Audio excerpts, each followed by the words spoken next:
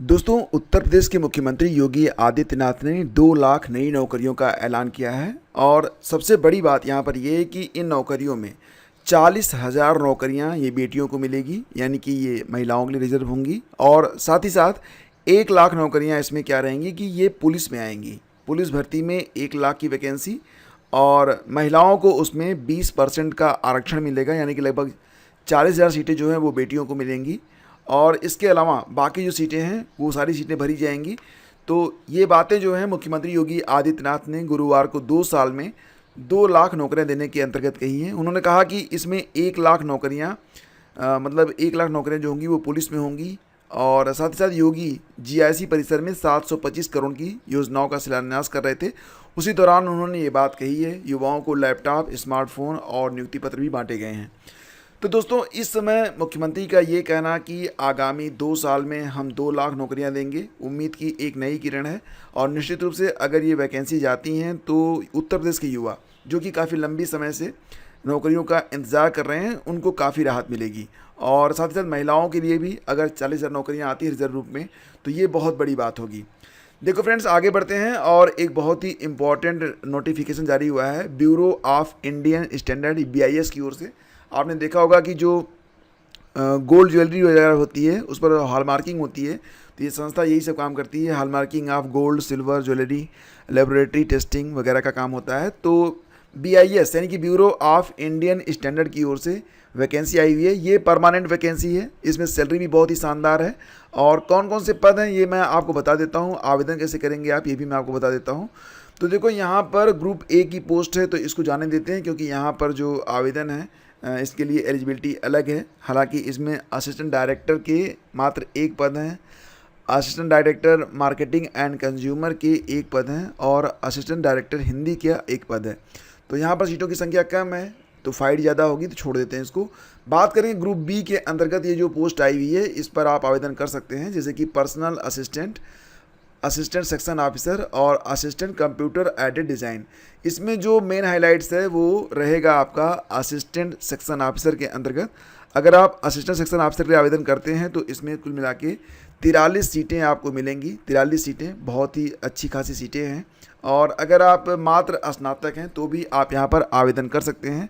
अगर आपको स्टेनो आता है, यानी कि 60 हैंड आपने सीखा हुआ है, तो आप यहाँ पर कुछ और भी पद हैं, जैसे कि स्टेनोग्राफर, इस पर भी आप आवेदन कर सकते हैं।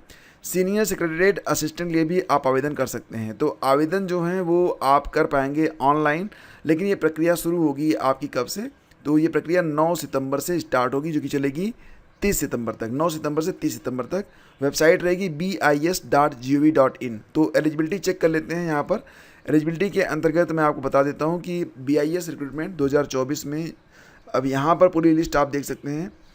असिस्टेंट डायरेक्टर के लिए जो पद हैं वो 3 पद हैं, पर्सनल असिस्टेंट के लिए 27 पद हैं, असिस्टेंट सेक्शन ऑफिसर ASO कुल मिला के 43 पद हैं। इसके अलावा स्टेनोग्राफर के लिए कुल 19 पद हैं, सीनियर सेक्रेटरीट असिस्टेंट के लिए 128 पद हैं। बाकी जो पद हैं ये आप देख लीजिएगा।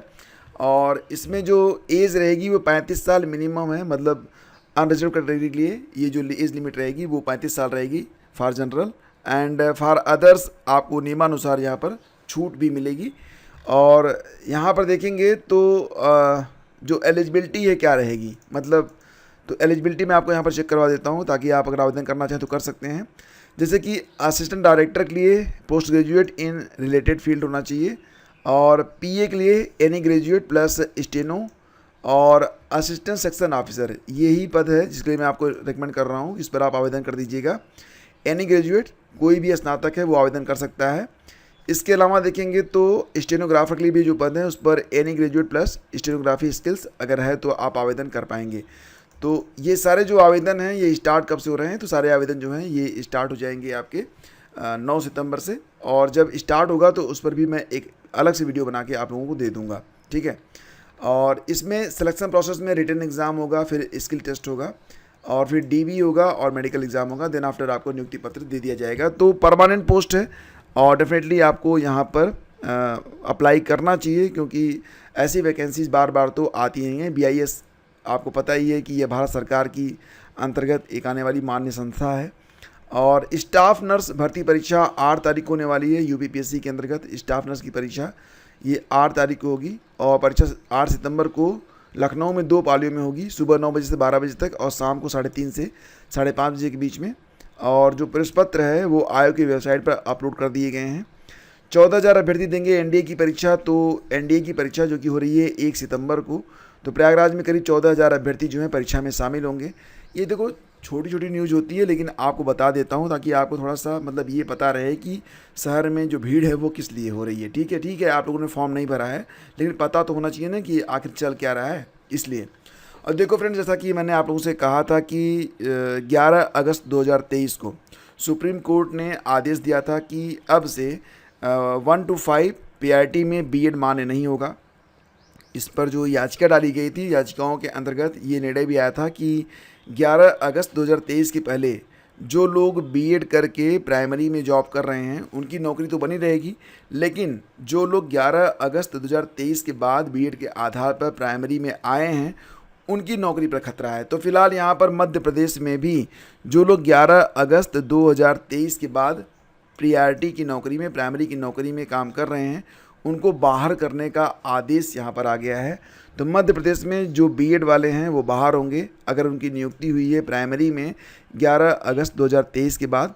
तो यहाँ पर आप देख सकते हैं विषय क्या है, प्राथमिक शिक्षक नियोजन 2023 में माननीय सर्वोच्च न्यायालय एवं हाई कोर्ट द्वारा पारित आदेश के अनुक्रम में कार्रवाई विषय। तो कहा जा रहा है कि दिनांक 11 अगस्त 2023 के पूर्व नियुक्त बीएड योग्यताधारी प्राथमिक शिक्षक की अभ्यर्थियों को ही मान्य किया जाएगा, अर्थात माननीय सर्वोच्च न्यायालय और उच्च न्यायालय के उक्त आदेश के अनुसार दिनांक 11 अगस्त को एवं उसके पश्चात नियुक्त बीएड योग्यताधारी अभ्यर्थियों की प्राथमिक शिक्षक पदों पर नियुक्ति मान्य नहीं होगी।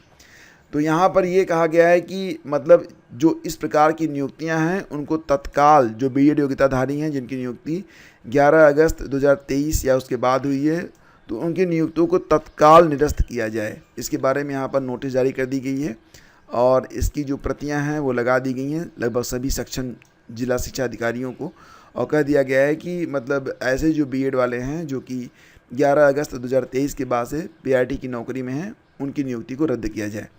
तो ये एक और भी मतलब बुरी खबर है बीएड योग्यताधारियों के लिए जो कि फ़िलहाल जॉब में थे। शिक्षकों के समायोजन सूची जारी, आपत्ति की समय सीमा में मनमानी। तो कहीं पर 1 दिन तो कहीं 2 दिन का समय सीमा दिया गया था, तो जब परिषद शिक्षकों ने विरोध किया तो इसे 2 सितंबर तक बढ़ाया गया है। खैर ये खबर आपके लिए नहीं है क्योंकि अभी आप एक एस्पिरेंट हैं। और फिलहाल अगर आपके पास 100 रुपये की नोट है फ्रेंड्स तो आप चेक कर लीजिएगा। 97, 93, 31 सीरीज़ की जो नोट है वो फर्जी हो सकती है। सीरीज़ 97, 93, 31 के नोट फर्जी भी हो सकते हैं, चेक करने। ये खबर आई नेक्स्ट में प्रकाशित हुई है और यहाँ पर केवल एक ही सीरीज़ की नोट जो है वो चलाई जा रही है मार्केट में। तो एक गैंग पकड़ा गया है प्रयागराज में और फिलहाल अभी जांच चल रही है कि ये जो गैंग है उसकी पैठ कहाँ कहाँ पर है, कितने नोट मार्केट में इसने अभी डाले हैं, और जहाँ से कागज़ खरीदते थे दुकानदार से भी पूछताछ की बात चल रही है। नेटवर्क की तलाश अभी पुलिस कर रही है, नेटवर्क खंगाल रही पुलिस। शाहिद ने खपाया सबसे ज़्यादा नोट। मदरसे में चल रहा था छापाखाना, पुलिस ने जब पकड़ा तो पता चला कि मदरसे में छापाखाना चल रहा था, जहाँ पर जब दबिश दी गई पुलिस के द्वारा तो वहाँ एक कमरे में छापाखाना मिला। इसके अलावा पुलिस के हत्थे अफजल भी चढ़ गया। तो देखो यहाँ पर 3 महीना से बना रहे थे नोट, तमाम खबरें हैं और कहा जा रहा है कि कहीं आपके पास भी 100 का नोट तो नहीं है। 100 की नोट 97, 93, 31 को चेक कर लीजिएगा, हो सकता है कि आपके पास मौजूद 100 का नोट फर्जी हो। तो बेसिक यहाँ पर क्या है ना कि एहतियात ज़रूरी है। दरअसल नकली नोट छापने वाले गैंग ने एक ही नंबर के नोट को स्कैन किया, इसके बाद इसकी छपाई को स्टार्ट कर दिया था। पूछताछ में जो बात सामने आई है वो बेहद चौंकाने वाली है और ये जो पूरा गैंग है ये प्रयागराज में पकड़ा गया है। अब जांच चल रही है, तो यहाँ पर ये न्यूज़ आई है तो मैंने बता दिया आपको कि 97, 93, 31 सीरीज़ की अगर नोट आपके पास है तो थोड़ा सा उसके बारे में सतर्क हो जाइएगा और इस नोट को आप बेहतर होगा कि बैंक में या फिर पुलिस को ले जाकर सरेंडर कर दीजिए, क्योंकि ये नोट जो है मार्केट में मत चलाइएगा, ये फर्जी नोट होगी। ठीक है, और आगे बढ़ते हैं। और देखो आज पुलिस भर्ती परीक्षा 2 पालियों में होगी और आज और कल यानी कि 30 और 31 अगस्त को ये परीक्षा संपन्न हो जाएगी। फ़िलहाल जो पेपर होगा पेपर हो जाने दीजिए, उसके बाद पेपर की एनालिसिस करेंगे। और यही थी आज की सबसे बड़ी अपडेट्स। और अगर ये सेशन आपको अच्छा लगता है फ्रेंड्स तो प्लीज़ इसे लाइक और शेयर आप लोग ज़रूर कर दिया करें। और देखो, अगर आपने अभी तक हमारा जो टेलीग्राम चैनल है उसको ज्वाइन नहीं किया है तो ज्वाइन कर लीजिएगा। हालांकि टेलीग्राम पर तो थोड़ा सा खतरा मंडरा रहा है आने वाले समय में, तो प्लीज़ आप लोगों से रिक्वेस्ट करूंगा कि आप लोग हमारा जो व्हाट्सएप चैनल है उसको भी आप ज्वाइन ज़रूर करें। व्हाट्सएप चैनल का जो लिंक है ये वीडियो के डिस्क्रिप्शन में मैं आपको दे रहा हूँ, वहाँ पर जाकर इसे आप प्लीज़ ज्वाइन कर लीजिएगा। Thank you. Please do like and share.